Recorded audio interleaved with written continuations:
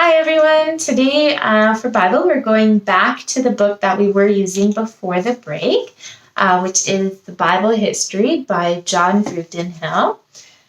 Before the break, we were learning about David, and the last story that we read was the story of David and Bathsheba. So if you feel you need the refresher to go through that one, maybe you can take a little bit of extra time to read the story in 2 Samuel. Parts of it is 2 Samuel 11, 12, and 13. Today we're going to continue the story of David. Our story is titled A Wicked Prince, and it's based off of 2 Samuel 15. So if you have a little extra time throughout the day, or you'd like to do some extra devotions, you can read 2 Samuel 15 in your own Bibles at home. So our story now. A Wicked Prince. It is surprisingly busy in Hebron, the city where David had lived and reigned over the tribe of Judah for 7.5 years. The streets are filled with people, and many more are still coming. There is a sound of rejoicing, and people cry aloud, shout, and dance with gladness. What has happened? Listen to what they are shouting. Absalom is king! Absalom is king! Does Israel have a new king? Did David die? No, David is still alive and lives in Jerusalem. He does not know what's happening in Hebron, but how can that be? How is it possible to have two kings? Absalom has tricked his father shamefully. With a serious face, he came to his father and said, "Father, do you still remember that I lived 3 years with my grandfather? But happily you are no longer angry with me, and now I would like to give thanks to the Lord for my return. Is it okay to you that I go to Hebron and sacrifice there?" This is a good desire for Absalom. He wishes to thank the Lord for returning him to his father. That would be good if it was that what he said was true. But he is lying to his father. He does not want to go to Hebron to sacrifice, but he wishes to go there to become king. Did Absalom know that his brother Solomon would be king in David's place? Probably, but of that we cannot be sure. Surely he will not wait until his father dies. No, he must become king immediately, and for this reason he goes to Hebron. David gives Absalom his permission. "Go in peace, my son," he says. Absalom leaves the palace to get ready for this journey. Slyly, he sends messengers throughout the entire land. Many people listen to Absalom, and they too go to Hebron. There they call out, "Absalom is king!" His friends make him king in his father's place. The Israelites reject David, who was anointed king by the Lord, and chose Absalom, that wicked prince.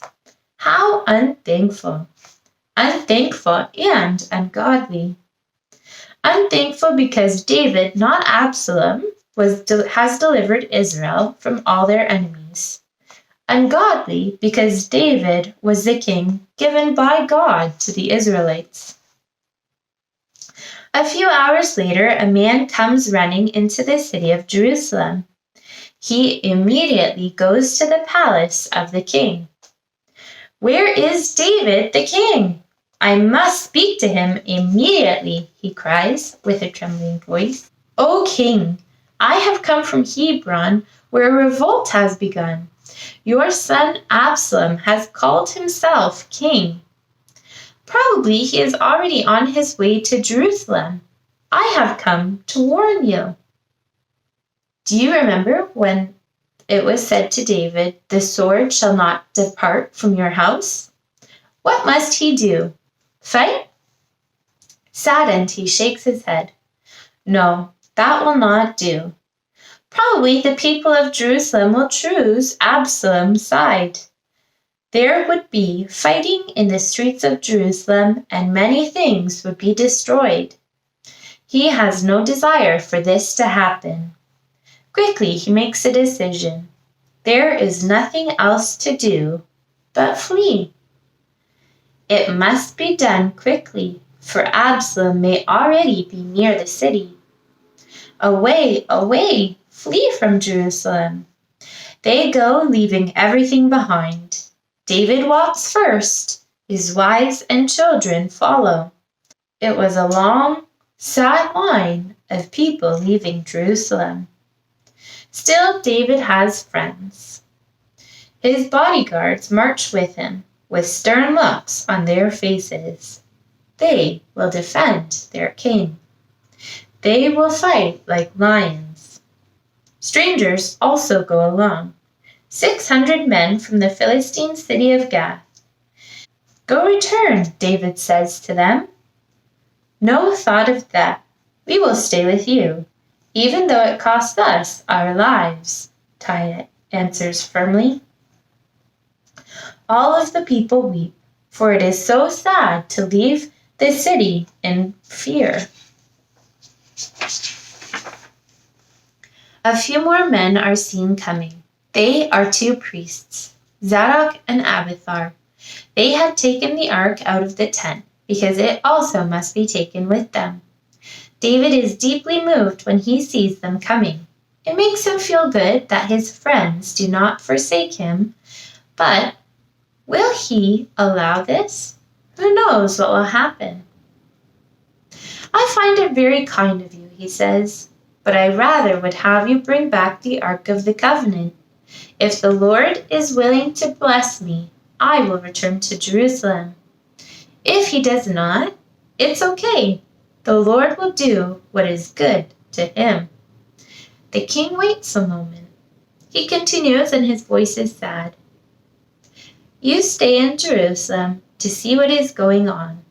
You can let me know by sending me a message. Obediently, both the priests return. They promise David to keep him informed of Absalom's actions. David goes on further as quickly as possible. Far behind him, danger is threatening. Death is lurking. King, says one of the Israelites, tell him. Ahithophel is with Absalom. David is afraid.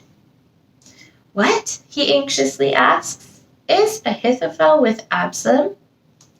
He lifts his eyes to heaven and prays. O Lord, help me. Give that they will not do what Ahithophel says, for then it is of loss. Who is Ahithophel? Why is David so afraid of him? Children, Ahithophel is a very wise man. He is the grandfather of Bathsheba and Uriah. He was one of David's best friends.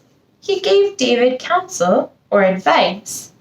But since that time, when David had Uriah slain by the Ammonites, Ahithophel became David's enemy. And he seeks revenge on the king. Now that he has gone over to Absalom, he will advise Absalom, and David knows that it will be good advice. It is very dangerous that Ahithophel is with Absalom. David shudders when he hears this. God alone can help. The Lord alone can give deliverance. Sighing, he walks on. A man is coming in the distance. David sees him coming. It is Hushai, also a friend of David, and a counselor. Suddenly, an idea enters David's mind. Hushai, you must not stay with me. You must go to Jerusalem. You must try and defeat the plans of Ahithophel. Will you do that for me? There are more friends of mine in Jerusalem. Zadok and Abiathar are there. You can trust them. They can help you. Hushai immediately agrees that this plan is good. He goes to the capital and arrives there about the same time that Absalom does. We will continue our story and read more tomorrow.